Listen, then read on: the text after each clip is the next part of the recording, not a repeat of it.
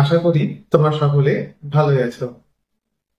তো আমরা যে সমস্ত ছাত্রছাত্রীরা এবছর অর্থাৎ 2025 শিক্ষাবর্ষে বর্ধমান ইউনিভার্সিটির অন্তর্গত বিএ থার্ড সেমিস্টারে করছো এবং যারা মেজর পেপার হিসাবে বাংলা সাবজেক্টে নিয়েছো, তোমাদের জন্য আজ আমি লাস্ট মিনিট গুরুত্বপূর্ণ সাজেশন নিয়ে হাজির হয়েছি।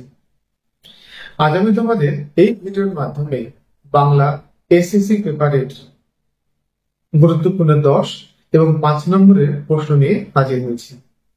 তাহলে চলো প্রশ্নগুলি দেখে নেওয়া যাক। তো আমি প্রত্যেকটি অধ্যায় ধরে যে প্রশ্নগুলি ইম্পর্টেন্ট সেগুলি তোমাদের উল্লেখ করছি। যেমন প্রবন্ধ রচনা থেকে যে প্রশ্নগুলি এবছরের জন্য ইম্পর্টেন্ট সেগুলি তুলে ধরব। প্রথম প্রশ্ন, প্রবন্ধ রচনা বলতে কি বোঝো? প্রবন্ধ রচনার সাধারণ বৈশিষ্ট্যগুলি উল্লেখ করো। পরের প্রশ্ন, ব্যক্তিগত প্রবন্ধ কাকে বলে? ব্যক্তিগত প্রবন্ধ রচনা করার সময় একজন প্রাবন্ধিককে কোন কোন বিষয়ের দিকে লক্ষ্য রাখতে হয়? বঙ্কিমচন্দ্রের একটি ব্যক্তিগত প্রবন্ধের নাম লেখো। এই প্রশ্ন দুটি তোমরা ভালোভাবে তৈরি করো। আর এখান থেকে যে প্রবন্ধগুলি তোমরা পড়বে সেগুলি হলো: 1. বিশ্ব উষ্ণায়ন সম্পর্কে একটি প্রবন্ধ রচনা করে। 2. শিক্ষা বিস্তারে গণমাধ্যমের ভূমিকা। 3. সমাজ কল্যাণে ছাত্র সমাজের অবদান বা ভূমিকা লেখো। দৈনন্দিন জীবনে বিজ্ঞানের অবদান। পরের প্রশ্ন, এটি শীতের সকাল। পরের প্রশ্ন, স্বদেশ প্রেম। এই প্রবন্ধগুলি তোমরা ভালোভাবে তৈরি করো। কেমন? এগুলি তোমাদের 10 এবং 5 দুইভাবেই আসতে পারে। এবার চলো দ্বিতীয় অধ্যায় থেকে গুরুত্বপূর্ণ প্রশ্নগুলি দেখে নেওয়া যাক। প্রথম প্রশ্ন, কলেজে ভর্তির জন্য সংবাদপত্রে প্রকাশযোগ্য অধ্যক্ষের বিজ্ঞাপন। বিজ্ঞাপনের ভাষা কেমন হওয়া উচিত? পরের প্রশ্ন, ধূমপান স্বাস্থ্যের পক্ষে ক্ষতিকারক। এই বিষয়ে একটি বিজ্ঞাপন খসড়া প্রস্তুত কর। পরের প্রশ্ন, বিশ্ববিদ্যালয়ে ভর্তির জন্য সংবাদপত্রে প্রকাশযোগ্য বিজ্ঞাপন খসড়া প্রস্তুত কর। পরের প্রশ্ন, একটি শিক্ষা প্রতিষ্ঠানে বা বিদ্যালয়ে ভর্তির জন্য আবেদন জানিয়ে একটি বিজ্ঞাপনের খসড়া রচনা করো। পরের প্রশ্ন,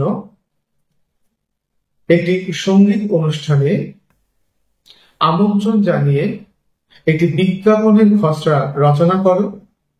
বিজ্ঞাপন ও প্রচারের মধ্যে পার্থক্য কি? পরের প্রশ্ন, ব্যক্তিগত বিজ্ঞাপনে কোন কোন বিষয়ে বিজ্ঞাপন দেওয়া যায়? পরিবারের কোনো প্রিয়জনের জন্মদিন, এই বিষয়ে সংবাদপত্রে প্রকাশের উপযোগী একটি বিজ্ঞাপনের উপযোগী খসড়া রচনা কর। পরের প্রশ্ন, নতুন উৎপন্ন একটি সাবানের বিষয়ে বিজ্ঞাপনের উপযোগী খসড়া রচনা কর। এই ধরনের বিজ্ঞাপনকে কি বলা হয়? পরের প্রশ্ন, একটি অলংকারের দোকানের বিজ্ঞাপনের খসড়া রচনা করো। বিজ্ঞাপনের প্রতিলিপির দুটি বৈশিষ্ট্য লেখো। পরের প্রশ্ন, একটি বেসরকারি প্রতিষ্ঠানে চাকরির নিয়োগ সংক্রান্ত বিজ্ঞাপনের খসড়া রচনা করো।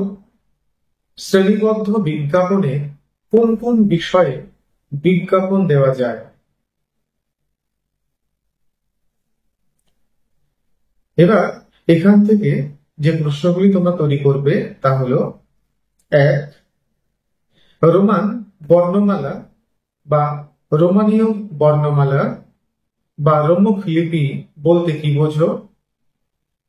এই লিপির বৈশিষ্ট্যগুলি উল্লেখ করো। পরের প্রশ্ন, রোমীয় বর্ণমালা কি? এর প্রয়োজনীয়তা বা গুরুত্ব লেখো। পরের প্রশ্ন, আন্তর্জাতিক ধ্বনিমূলক বর্ণমালা কি, ব্যাখ্যা করো। তারপর তোমাদের এরকম একটি প্রশ্ন করতে পারে, বাংলা থেকে IPA লিপির রূপান্তর করো। মানে কি? মানে হচ্ছে তোমাদের একটি বাংলা প্যারাগ্রাফ দিতে পারে এবং সেখান থেকে বলতে পারে যে ওই প্যারাগ্রাফটিকে রোমীয় লিপিতে রূপান্তর করো। আমি একটি উদাহরণ দিচ্ছি, কেমন? ধর এরকম দিতে পারে, ভারত আমার মাতৃভূমি, এটি একটি প্রাচীন দেশ।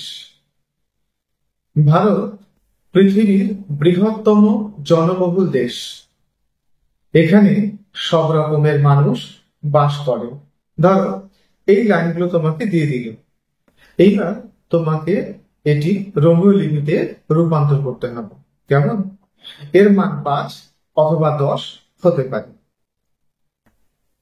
তো তোমরা কিভাবে এগুলি করবে, এর জন্য আমি একটি পরবর্তী ভিডিওতে কিভাবে বাংলা থেকে রোমক লিপিতে পরিবর্তন করতে হয় তার একটি ভিডিও আমি আপলোড করে দেব। কেমন? তোমরা সেটি দেখে নিও। যদি ভিডিওটি তোমাদের ভালো লেগে থাকে তাহলে অবশ্যই একটি লাইক করো এবং বন্ধুদের মাঝে শেয়ার করে দিও। আর হ্যাঁ, চ্যানেলটিকে অবশ্যই সাবস্ক্রাইব করে রেখো, কারণ যখনই আমি এরকম কোনো তথ্যমূলক ভিডিও আপলোড করব যেন সবার আগে তোমার কাছে পৌঁছায়। ভালো থেকো, সুস্থ থেকো।